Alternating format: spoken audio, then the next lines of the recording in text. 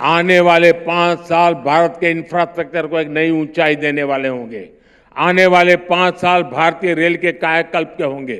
आने वाले 5 साल बुलेट ट्रेन से लेकर वंदे भारत ट्रेन के विस्तार के होंगे। आने वाले 5 साल वाटरवे के अभूतपूर्व इस्तेमाल के होंगे। आने वाले 5 साल में आप भारत के डिफेंस एक्सपोर्ट को नया रिकॉर्ड बनाते देंगे। आने वाले 5 साल में आप भारत के स्पेस सेक्टर की एक नई उड़ान देखेंगे, गगनयान की सफलता देखेंगे। आने वाले 5 साल में आप देश के युवाओं के लिए नए सेक्टर्स का उदय देखेंगे। आने वाले 5 साल में आप भारत की सोलर पावर को घर घर तक पहुंचता देखेंगे। आने वाले 5 साल में आप भारत में ईवी मैन्युफैक्चरिंग में रिकॉर्ड वृद्धि देखेंगे। आने वाले 5 साल में आप सेमीकंडक्टर मिशन, हाइड्रोजन मिशन को जमीन पर बढ़ावा देखेंगे।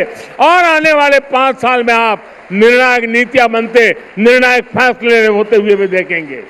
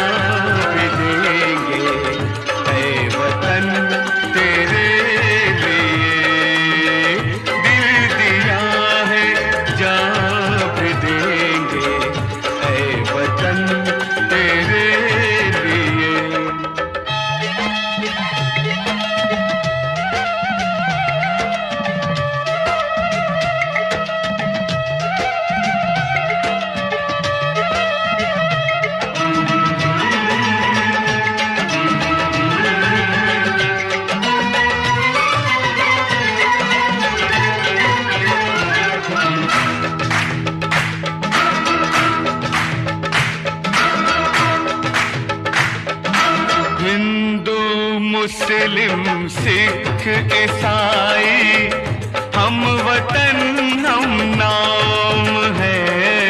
हिंदू मुस्लिम सिख ईसाई हम वतन हम नाम है। जो करे इनको जुदा मजहब नहीं इल्जाम है। हम जिएंगे और मरेंगे ऐ वतन तेरे लिए। दे दिया है जान भी देंगे ऐ वतन तेरे लिए।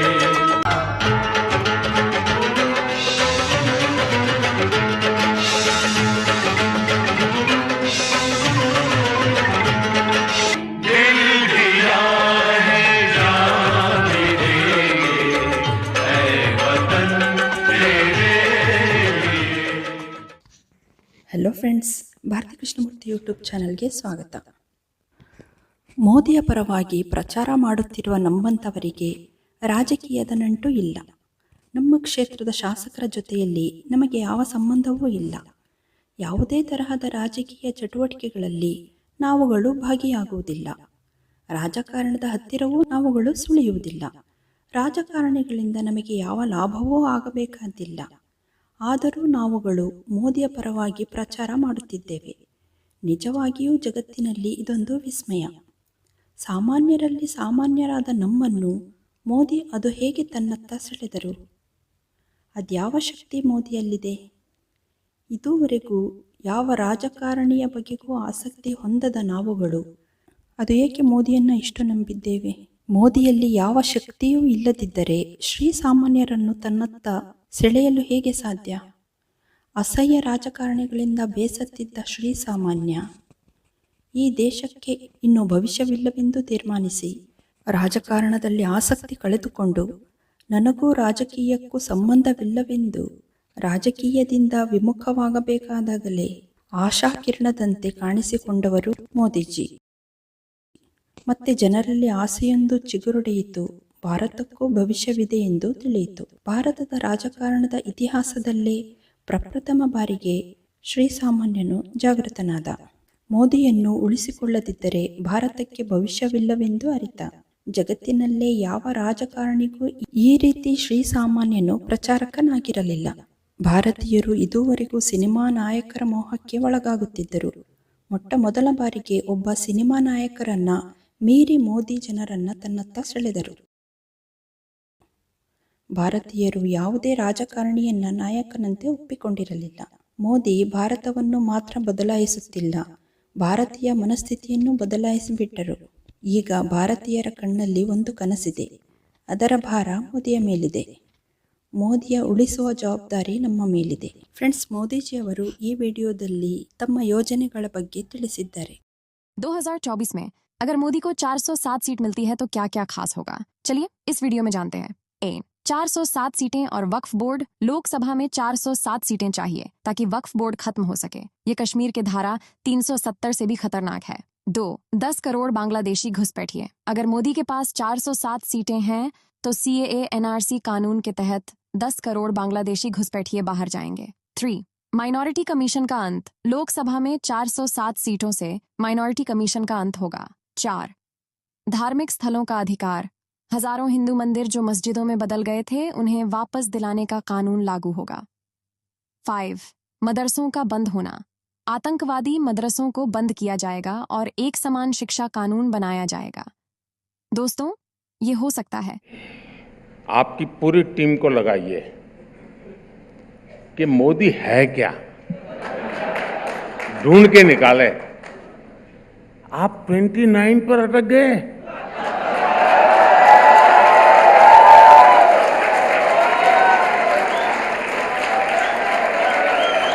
मैं 2047 के लिए लगा हुआ हूं।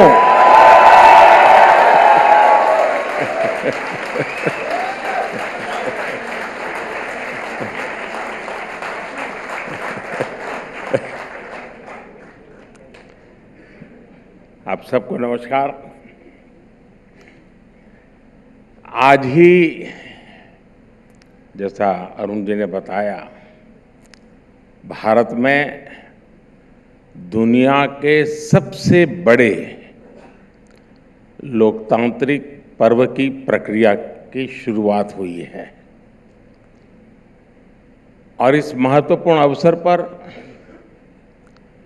इंडिया टुडे का कॉन्क्लेव हो रहा है। आज जहां पूरी दुनिया अनिश्चितता के भंवर में फंसी हुई है, एक भाव बहुत निश्चित है कि भारत तेज गति से विकास करता रहेगा।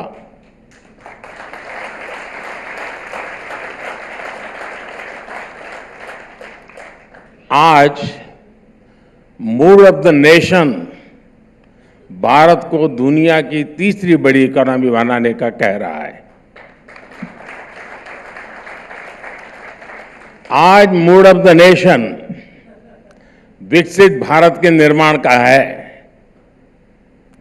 साथियों, मैं जब भी इस तरह के कॉन्क्लेव में आता हूं, आप सभी की उम्मीद होती है कि खूब सारी हेडलाइंस देकर जाऊं, लेकिन मैं हेडलाइंस पर नहीं बल्कि डेडलाइंस पर काम करने वाला व्यक्ति हूं।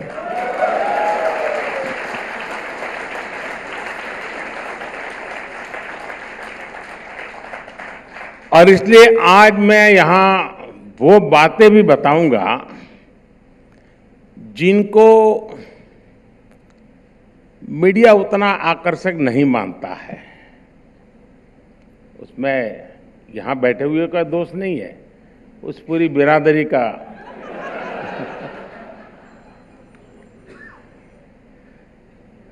जिन्हें मीडिया छूना पसंद नहीं करता, लेकिन ये मुद्दे ऐसे हैं जो सामान्य जन को छूते हैं।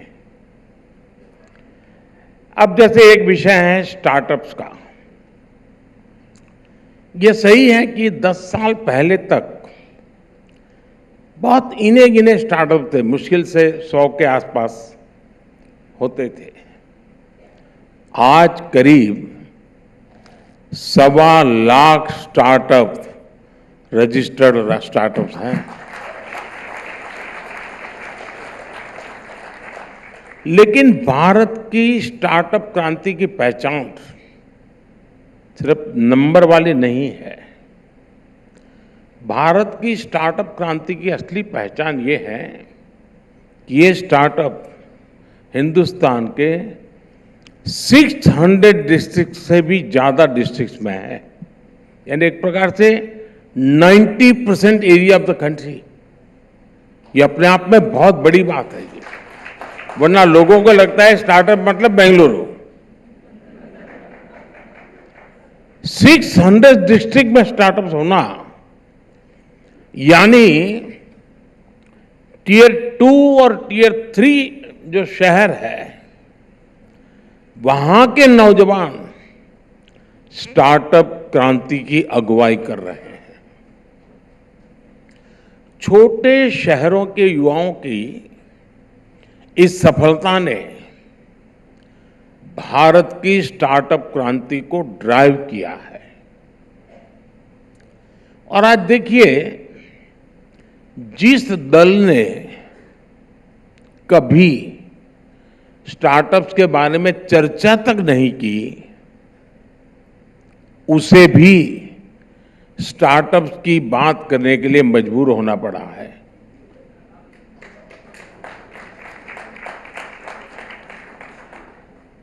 साथियों, अब जमीन पर रोजगार और स्वरोजगार में जिस योजना से बहुत बड़ा परिवर्तन आ रहा है, उसकी चर्चा भी बहुत जरूरी है। और ये योजना है मुद्रा योजना। हमारे देश में बैंकों से मदद पाने के लिए युवाओं को जगह जगह गारंटी देनी पड़ती थी, लेकिन मुद्रा योजना ने उन नौजवानों को भी लोन की गारंटी मिली जिनके पास गारंटी देने के लिए कुछ भी नहीं था। ये बहुत बड़ा रिवॉल्यूशन है। और आंकड़ा भी आपको चौंका देगा। विदाउट गारंटी 26 लाख करोड़ रुपए का बैंक लोन ऐसे छोटे छोटे उद्यमियों को मिला है। इनमें से करीब 8 करोड़ मुद्रा लाभार्थी ऐसे हैं जिन्होंने जिंदगी में पहली बार अपना कोई बिजनेस शुरू किया है। ऐसी ही एक और योजना है पीएम स्वनिधि। इस योजना से स्ट्रीट वेंडर्स को पहली बार सस्ता और आसान ऋण मिला है, और वो भी विदाउट गारंटी। और इसके पीछे कारण है मेरा जिंदगी का जो तजुर्बा है, इतने सालों में जो भी देखा है, जाना है, समझा है, और मेरा ये विश्वास बन गया है क्योंकि मैंने गरीबों की अमीरी भी देखी है और अमीरों की गरीबी भी देखी है।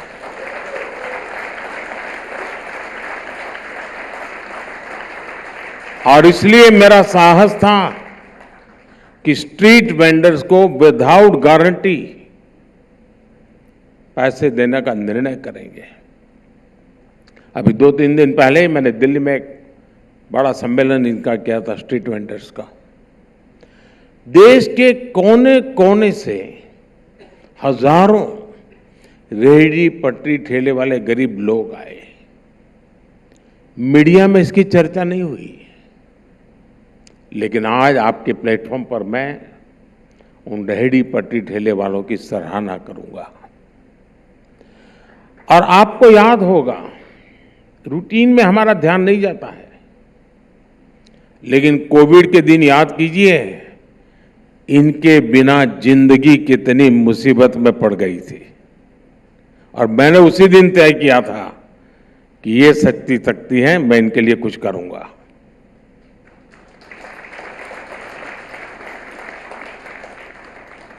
साथियों, सराहना इसलिए क्योंकि डिजिटल इंडिया को जिस तरह उन्होंने अपनाया है, मैं समझता हूं वो बहुत बड़ा काम हुआ है। जिन्हें अनपढ़ कहकर अपमानित किया गया था, वो ठेले वाले, रेहड़ी पटरी वाले आज भारत की डिजिटल क्रांति का चेहरा बने हुए हैं।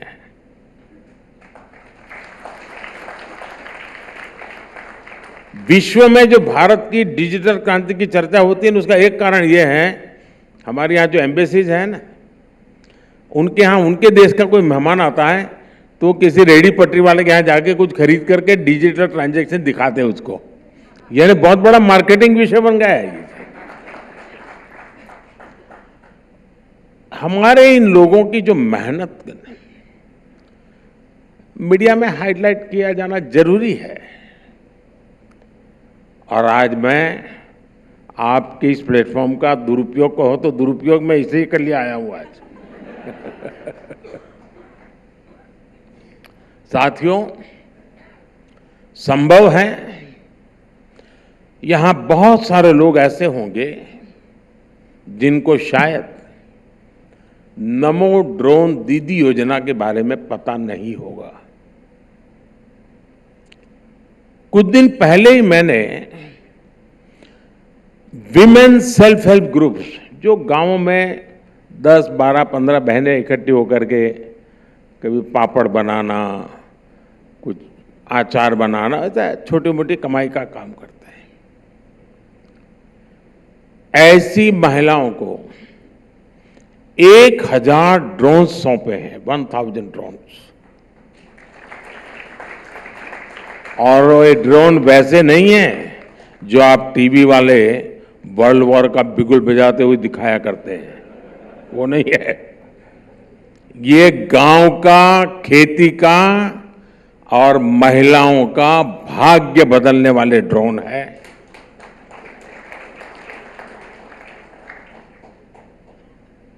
गांव की जिन महिलाओं ने कभी साइकिल तक नहीं चलाई होगी, वो अब गांव में ड्रोन पायलट के रूप में जानी जाती है। और ये सिर्फ एक ड्रोन देने का कार्यक्रम है, वही मैं किसी नौजवान को भी दे सकता था। मैंने बहुत सोच समझ करके बहनों के हाथ में दिया है, क्योंकि आज भी किसी गांव में एक आध बेटी अगर ट्रैक्टर चलाती है तो पूरे गांव में अजूबा होता है, अच्छा बेटी ट्रैक्टर, मुझे साइकिल को तोड़ना है।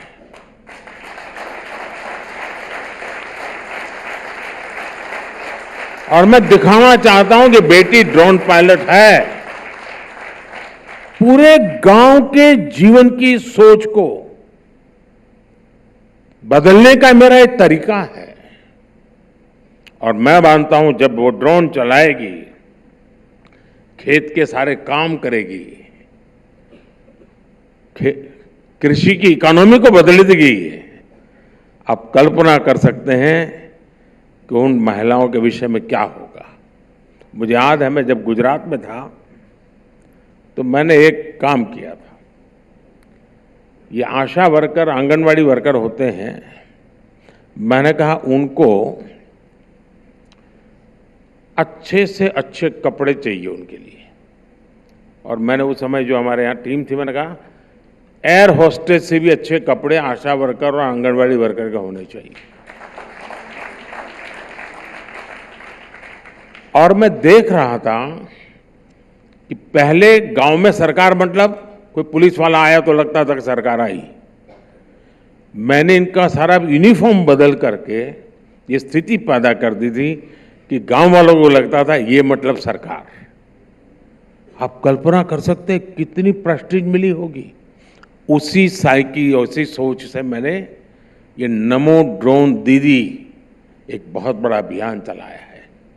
साथियों, आज भारत के हेल्थ सेक्टर में जो ट्रांसफॉर्मेशन आ रहा है उसकी भी चर्चा उतनी नहीं होती।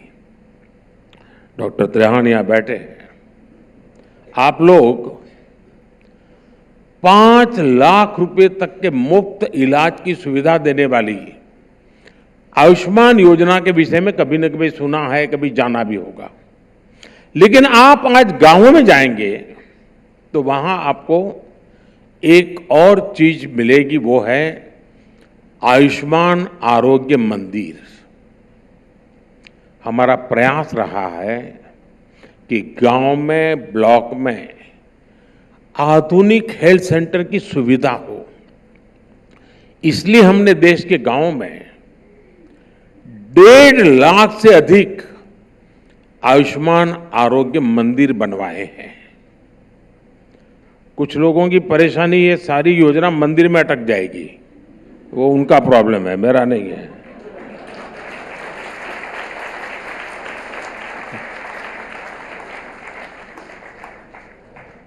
अब आप फिर कहेंगे कि मोदी जी ये आयुष्मान आरोग्य मंदिर कहां से लेकर आ गए।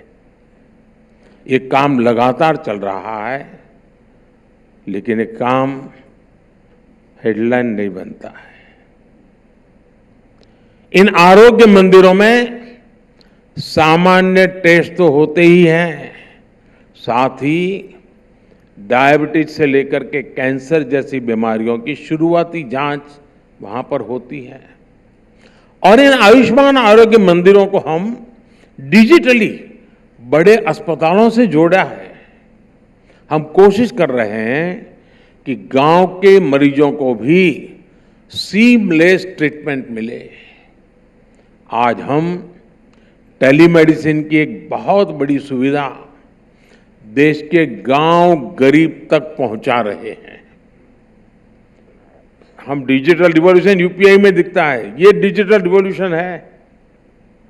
अगर आपको सुविधा हो, ई संजीवनी ऐप के माध्यम से ही अभी तक देशवासी 24 करोड़ कंसल्टेशन घर बैठे ले चुके हैं।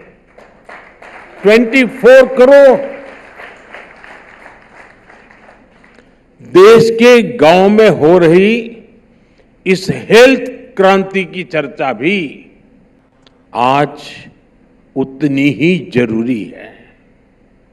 साथियों, बीते 10 वर्षों में हमने गवर्नेंस का एक बिल्कुल नया मॉडल विकसित किया है।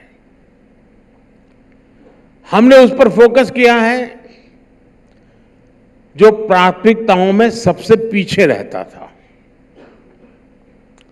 हमने सरकार बनते ही देश के 100 से अधिक पिछड़े जिलों के विकास के लिए अभियान चलाया।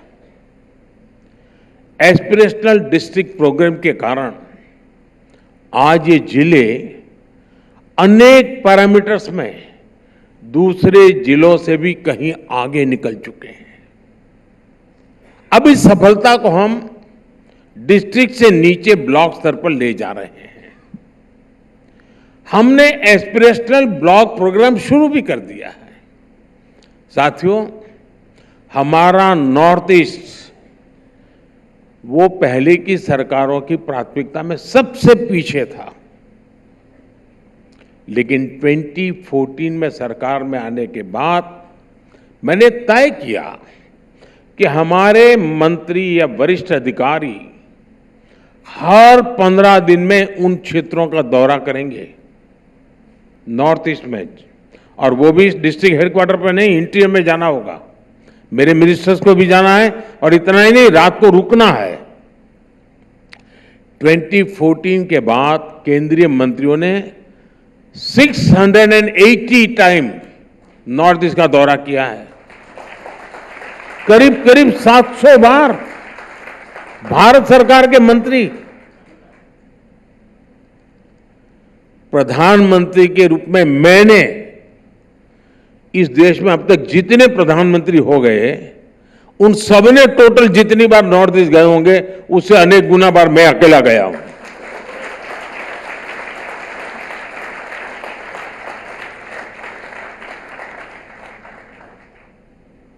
इतना ही नहीं, वो गांव जिन्हें पहले आखिरी गांव कहा जाता था, हमने पूरी मानसिकता बदली। जैसे पहले पिछड़े डिस्ट्रिक्ट कहते थे, मैंने कहा नहीं, they are the aspirational district. जिसको आखिरी गांव कहा जाता था, मैंने कहा नहीं, वो हिंदुस्तान के पहले गांव है। अगर पूरब में है तो पहली किरण वहीं आती है, और पश्चिम है तो आखिरी किरण उसको सलाम करके जाती है।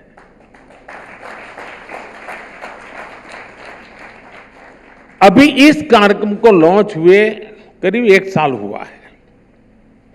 इस दौरान 17 मेरे कैबिनेट मंत्री इन दूर दराज के गांवों पर रात्रि मुकाम करके आए हैं, और कुछ तो गांव ऐसे हैं जहां -15 डिग्री टेम्परेचर है।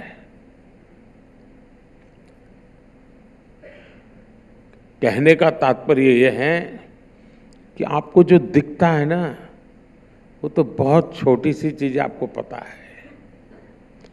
हमारे मंत्री हर ऐसी जगह पे जा रहे हैं, लोगों से मिल रहे हैं,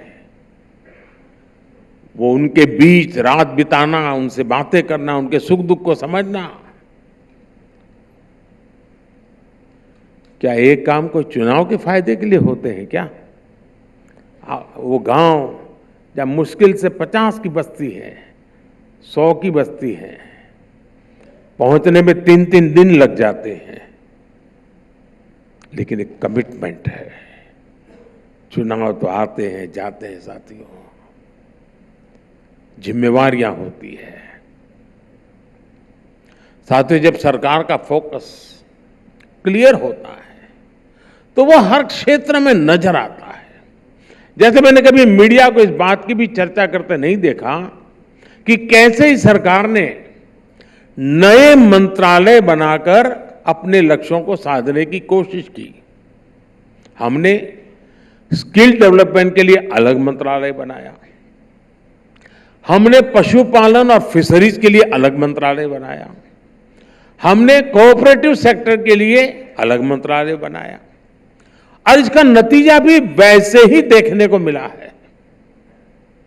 आजादी के बाद पहली बार देश में लाखों नौजवानों के स्किल डेवलपमेंट का एक बड़ा अभियान चला, और मैं स्किल डेवलपमेंट यानी इंडस्ट्री 4.0 को टारगेट करता हूं जी। कुछ लोग अभी भी गैरेज में जाकर के टायर वायर इधर उधर करते रहते हैं, वो जमाना चला गया। अब इंडस्ट्री 4.0 है स्किल। स्क्रू ड्राइवर लेकर बैठने वाला काम नहीं है जी। आजादी के बाद पहली बार अब फिशरीज डिपार्टमेंट, मछली उत्पादन आज 2 गुना हो गया है, और जितना हमारे यहां एक्सपोर्ट सॉफ्टवेयर की दुनिया का है, हमारे यहां मछली का एक्सपोर्ट करीब करीब उतना पहुंच गया है जी।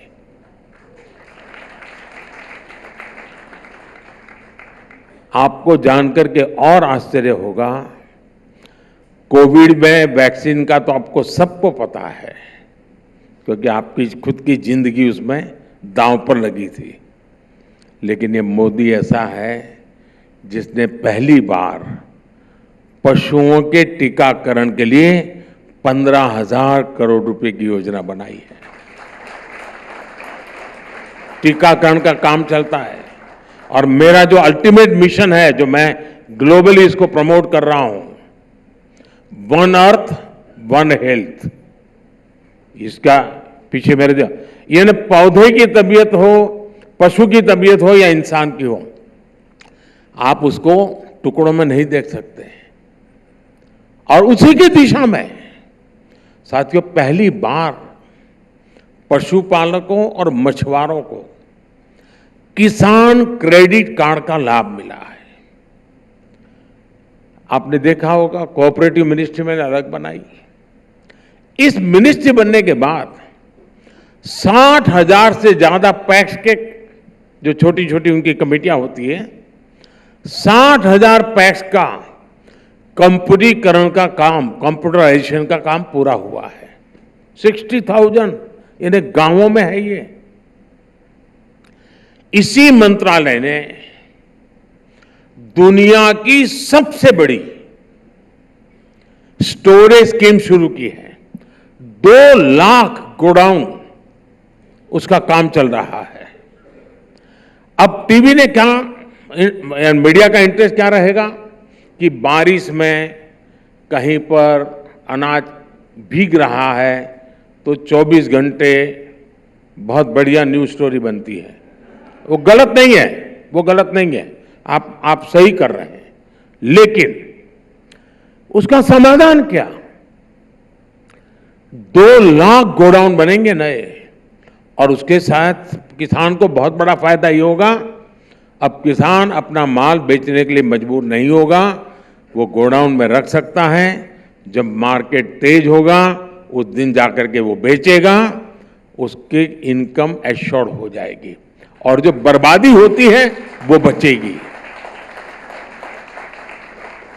क्योंकि हम ऐसे हेडलाइन वाले कामों को ही काम मानने की एक ऐसी विचित्र परिस्थिति में हम जी रहे हैं, और इसलिए मैं आज उन बातों की तरफ ध्यान आकर्षित करता हूं जो आमतौर पर ऐसे समारोह के लिए शायद उनको बेचारों को जगह ही नहीं होती, तो मैं आया हूं तो साथ में ले आया हूं। साथियों, मैं दावे के साथ कह सकता हूं कि पहले की सरकारों के समय आपने ईज ऑफ लिविंग जैसे शब्द तक नहीं सुने होंगे। जब पहले की सरकारों की सोच ही ऐसी नहीं थी, तो वो देश के नागरिकों की ईज ऑफ लिविंग पर कैसे ध्यान देती? पहले की सरकारों के समय जो पावरफुल थे, जो सक्षम थे, वो सुविधाओं के सबसे पहले हकदार बन गए थे। शाम दाम दंड भेद, जरूरत पड़ी तो सिफारिश, जरूरत पड़ी तो रिश्वत, कुछ भी करके सुविधाएं हासिल करते ले वो ले लेते थे।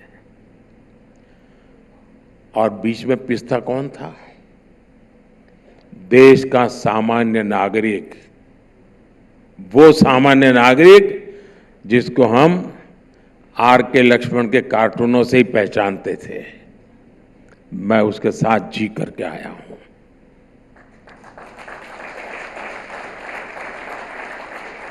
हाल ये थे कि न इस कॉमन मैन के वक्त की हमें कीमत थी और न ही उसकी जिंदगी की परेशानियों को कोई समझता था। इस कॉमन मैन की ईज ऑफ लिविंग को भी हमारी सर्वोच्च प्राथमिकता के रूप में हमारी सरकार ने काम किया है। मैं कुछ आंकड़े आपके सामने रखूंगा हमारे देश में, और ये मैं जो आंकड़े रखता हूं वो थोड़ा आप लोगों से जुड़े हुए हैं तो आपको जल्दी अंदाज आएगा। पहले पासपोर्ट बनवाना हो तो औसतन 50 दिन लगते थे, और एक छोटे से पुलिस वाले को भी जाकर के जरा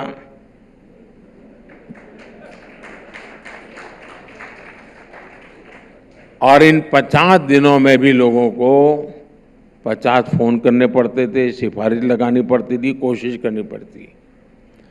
साथियों, आपको खुशी होगी, आज एक पासपोर्ट औसतन 5 से 6 दिन में आपके घर डिलीवरी हो जाता है।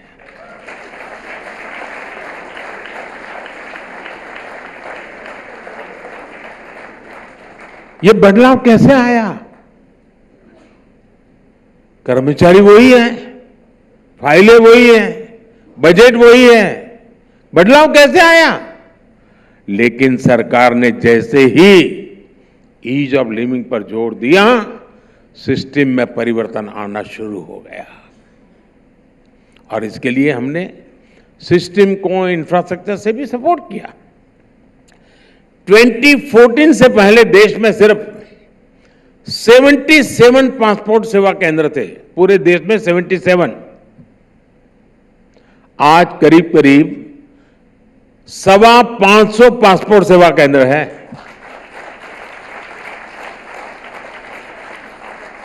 साथियों, ऐसे ही परिवर्तन आप चारों तरफ होते हुए देख सकते हैं। दूसरा भी विषय मैं आप ही के लोगों के साथ जुड़ा हुआ उठाना चाहता हूं। 2014 से पहले इनकम टैक्स रिफंड का एवरेज टाइम था 93 डेज। और ये भी तो कुछ लोग इस सिफारिश के कारण जल्दी लाते हैं, इसलिए एवरेज कम आती होगी। बाकी कुछ लोगों को तो बेचारों को 2-2, 4-4 साल जाते होंगे। अब इनकम टैक्स रिफंड का एवरेज टाइम 10 दिन से भी कम हो गया है।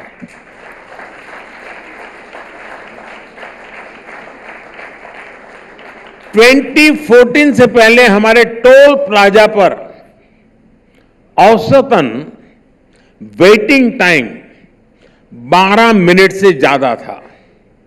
अब फास्टैग आने के बाद टोल प्लाजा पर average waiting time 30 to 40 second है।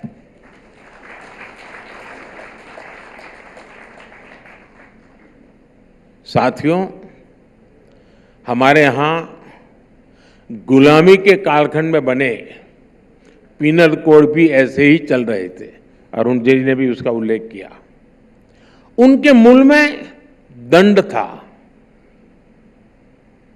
न्याय नहीं था, क्योंकि वो अंग्रेजों की मानसिकता से बना था। उसको जाते जाते भी मुझे आना पड़ा, तब वो गया।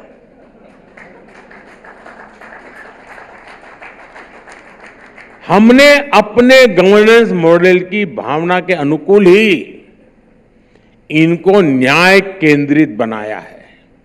ये जो 3 नए कोड संसद से पास हुए हैं, इनसे सामान्य से सामान्य नागरिक को और तेजी से न्याय मिलना संभव हुआ है। पिछले 10 साल में हमारी सरकार ने 1,500 से ज्यादा पुराने कानून खत्म किए हैं। इनमें से कितने ही कानून अंग्रेजों के समय में बने हुए थे और ऐसे ही चले आ रहे थे। मैं अक्सर कहता हूं कि लोगों के जीवन में सरकार का दबाव भी नहीं और सरकार का अभाव भी नहीं होना चाहिए।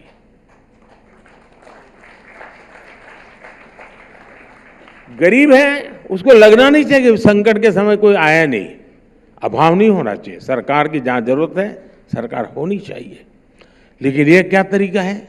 आए दिन सरकार टांग अड़ाती रहे, जिंदगी की हर चीज में सरकार। और मैं तो अगर 2047 तक का मेरा मिशन पूरा हुआ तो मान लीजिए मैं हर एक की जिंदगी से सरकार बाहर निकाल दूंगा।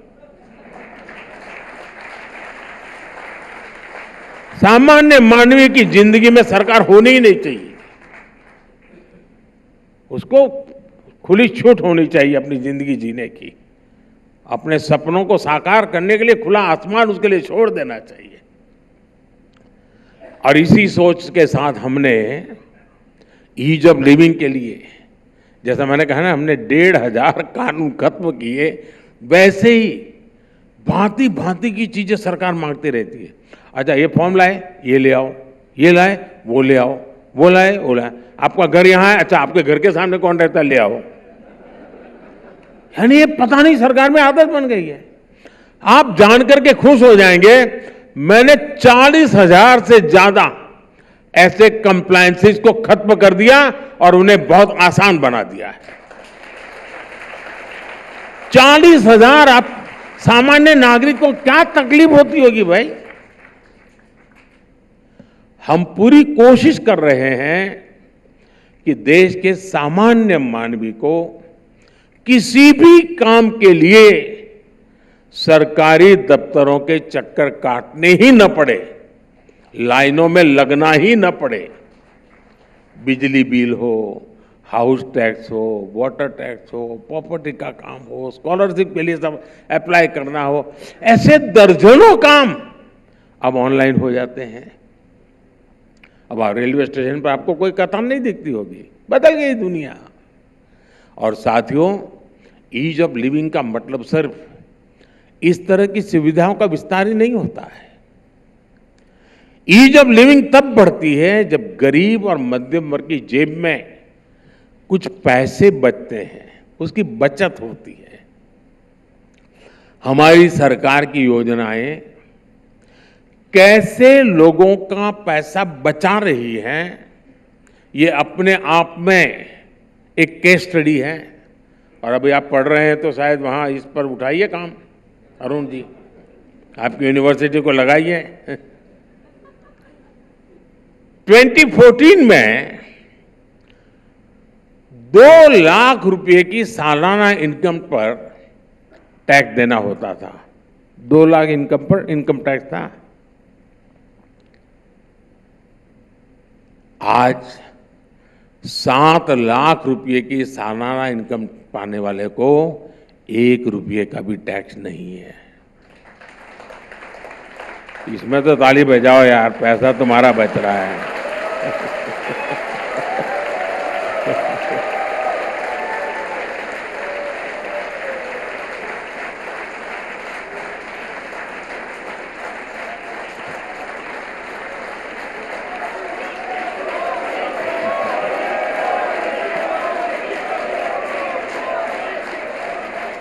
ये मैंने इसलिए किया, अगर किसी को ऐसी भाषण में नींद आ जाती है तो जगाने के लिए जरूरी था। मुझे ताली की जरूरत नहीं थी। क्योंकि ऐसे भाषण ऐसे हैं कि जिसमें मीडिया को इंटरेस्ट नहीं, उस भाषण में आपको क्या मजा आएगा। लेकिन मैंने कहा आज यही कर ले।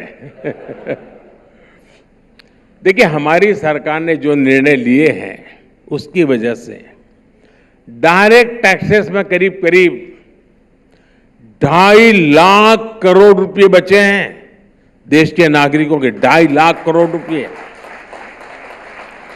साथियों, कई बार सरकार डिस्काउंट दे रही होती है, लेकिन हमारे देश के सामान्य मानवी को में उसकी चर्चा ही नहीं होती है, पता ही नहीं होता है।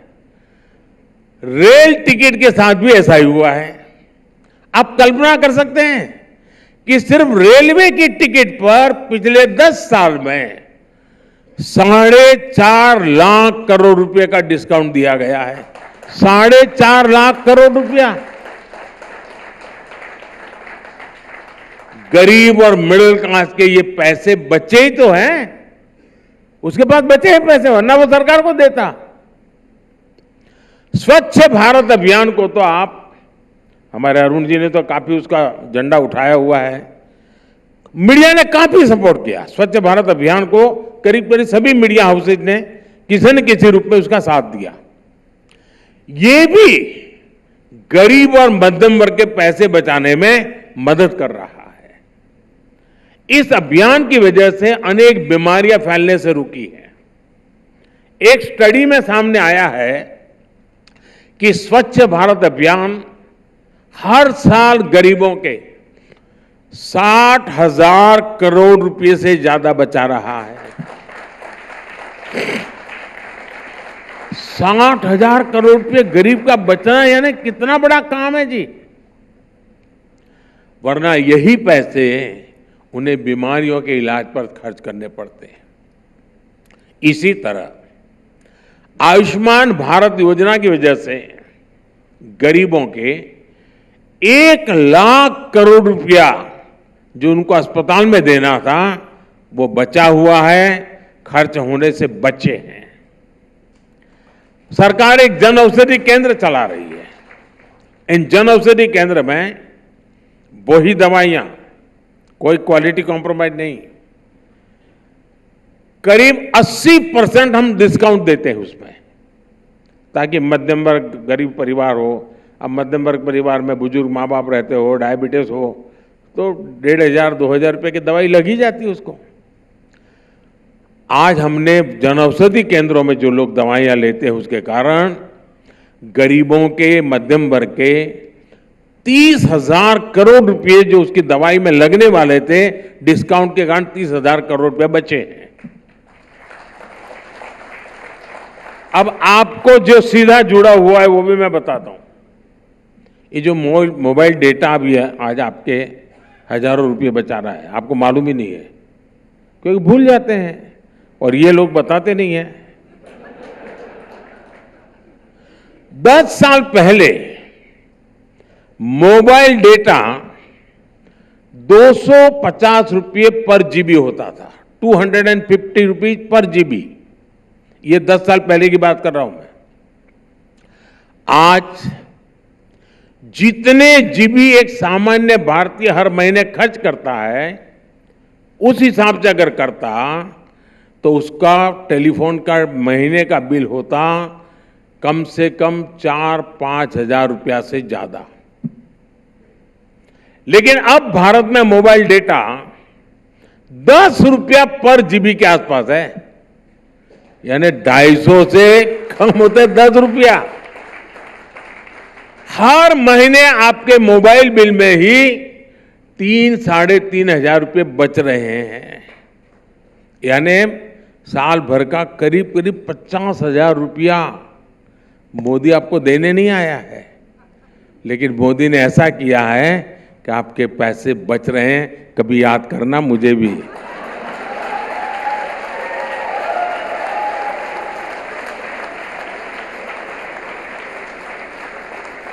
ये मैं चुनाव के लिए नहीं कह रहा हूं।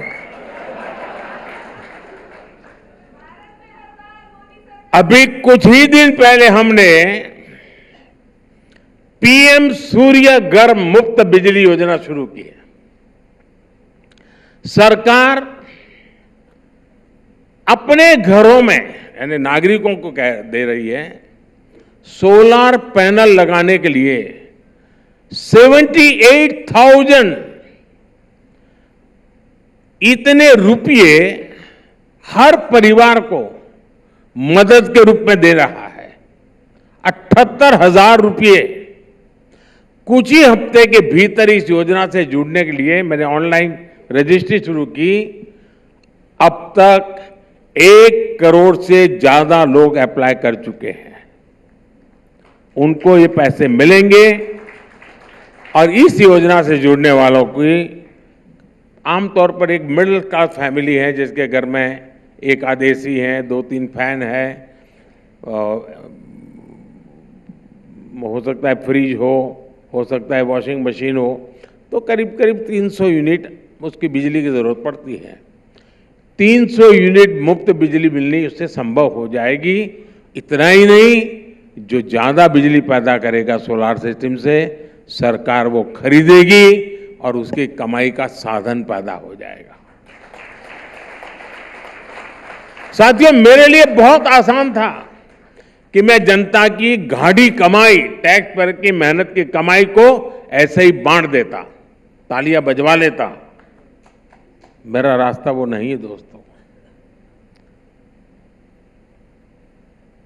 जब ऐसा मिलता है तो वाहवाही तो हो जाती है, लेकिन बचत करके भी जीवन आसान बनाया जा सकता है, ये हमारी सरकार ने करके दिखाया है।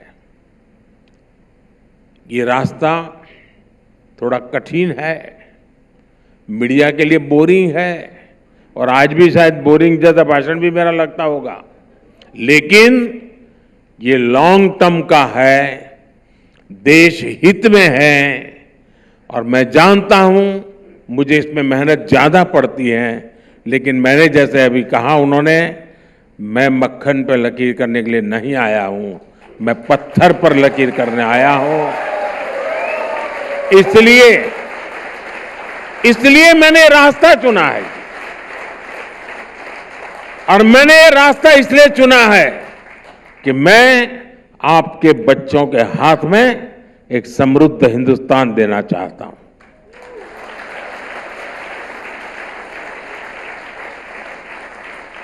साथियों, हमारी सरकार के गवर्नेंस मॉडल को समझना हो तो आप पीएसयू सेक्टर में आए बदलाव को तरफ नजर करेंगे तो देख पाएंगे।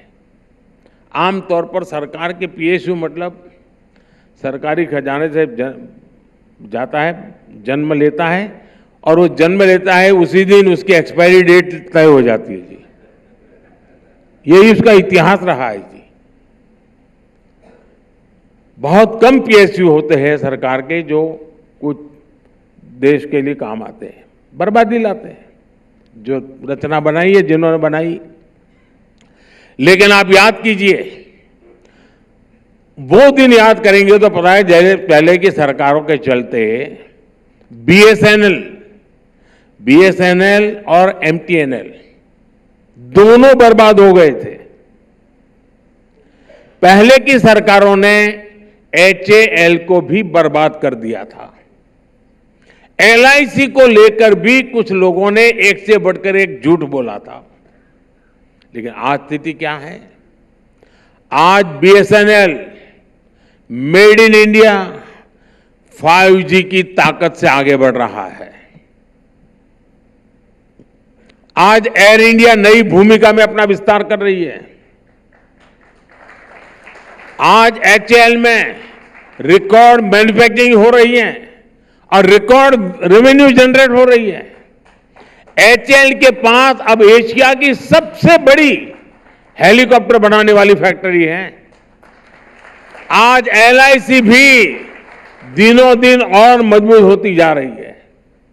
साथियों, हमारी सरकार के इफेक्टिव गवर्नेंस की वजह से आज अधिकतर पीएसयू रिकॉर्ड रिटर्न दे रहे हैं। इन पर निवेशकों का भरोसा बहुत अधिक बढ़ रहा है।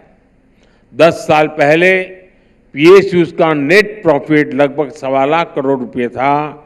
अब पीएसयूज का नेट प्रॉफिट करीब करीब 2 गुना यानी करीब करीब 2.5 लाख करोड़ के पार कर चुका है। 10 वर्षों में पीएसयूज की नेटवर्थ 9.5 लाख करोड़ रुपए से बढ़कर 17 लाख करोड़ रुपए तक पहुंच चुकी है जी। जब नेशन फर्स्ट की भावना हो तो ऐसे काम भी होते हैं और ऐसे परिणाम भी मिलते हैं। फैमिली फर्स्ट की भावना हो तो नतीजे आप भुगत रहे हो। साथियों, हमारी गवर्नेंस का एक और बड़ा पक्ष रहा है भ्रष्टाचार को लेकर जीरो टॉलरेंस। भ्रष्टाचार पर कार्रवाई के लिए हर एजेंसी पूरी तरह स्वतंत्र है। अब जैसे ईडी को ही देख लीजिए, साल 2014 तक पीएमएलए के तहत 1800 केस रजिस्टर किए गए। स्वतंत्र संस्था है, स्वतंत्र रूप से उसको काम करने देना चाहिए। उसको रोकने की, अड़ने की क्या जरूरत थी? हमने कहा भाई जो आपको ठीक लगे करो। मेरी पॉलिसी इतनी है, जीरो टॉलरेंस।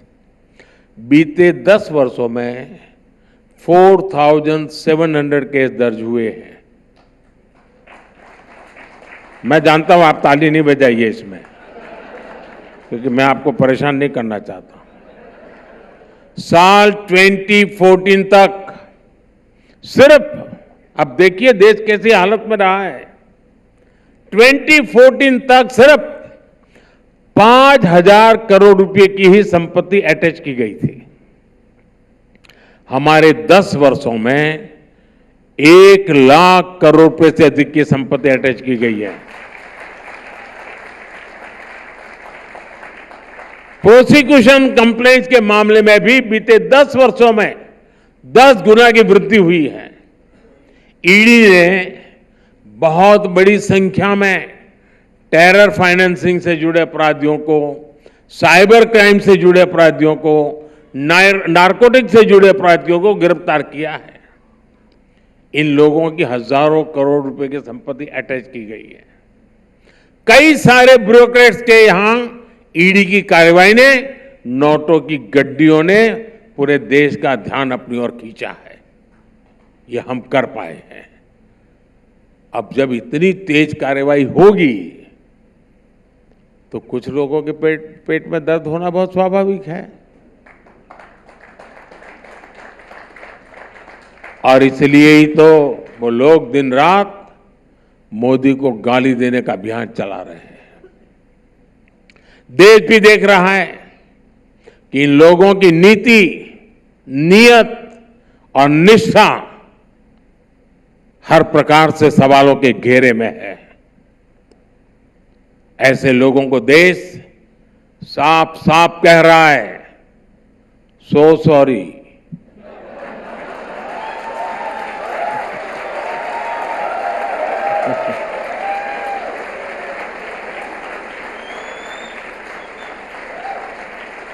साथियों, ये चुनाव का समय है तो हमारे विपक्ष के साथी कागजों पर सपने बुनने में जुटे हुए हैं, लेकिन मोदी सपनों से आगे संकल्प लेकर चलता है। मैं दावे के साथ कह सकता हूं कि आने वाले 5 वर्ष भारत को दुनिया की तीसरी बड़ी आर्थिक ताकत बनाने वाले होंगे।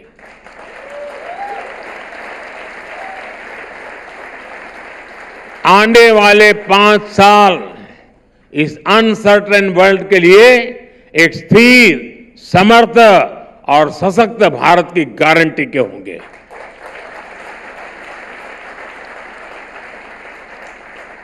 आने वाले 5 साल भारत के इंफ्रास्ट्रक्चर को एक नई ऊंचाई देने वाले होंगे। आने वाले 5 साल भारतीय रेल के कायाकल्प के होंगे। आने वाले 5 साल बुलेट ट्रेन से लेकर वंदे भारत ट्रेन के विस्तार के होंगे। आने वाले 5 साल वाटरवे के अभूतपूर्व इस्तेमाल के होंगे। आने वाले 5 साल में आप भारत के डिफेंस एक्सपोर्ट को नया रिकॉर्ड बनाते देंगे। आने वाले 5 साल में आप भारत के स्पेस सेक्टर की एक नई उड़ान देखेंगे, गगनयान की सफलता देखेंगे। आने वाले 5 साल में आप देश के युवाओं के लिए नए सेक्टर्स का उदय देखेंगे। आने वाले 5 साल में आप भारत की सोलर पावर को घर घर तक पहुंचता देखेंगे। आने वाले 5 साल में आप भारत में ईवी मैन्युफैक्चरिंग में रिकॉर्ड वृद्धि देखेंगे। आने वाले 5 साल में आप सेमीकंडक्टर मिशन, हाइड्रोजन मिशन को जमीन पर बढ़ावा देखेंगे। और आने वाले 5 साल में आप निर्णायक नीतियां बनते, निर्णायक फैसले होते हुए भी देखेंगे।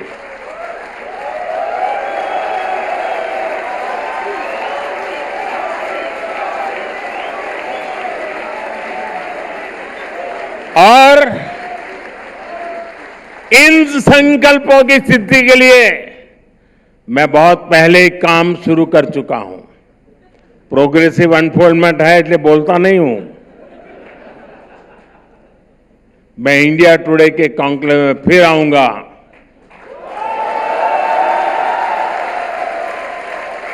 तो इन संकल्पों पर मैं विस्तार से बात करूंगा। फिर एक बार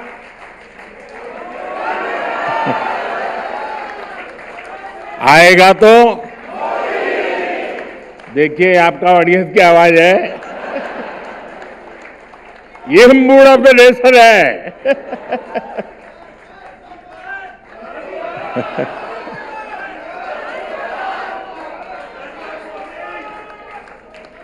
आपका बहुत बहुत धन्यवाद। Thank you.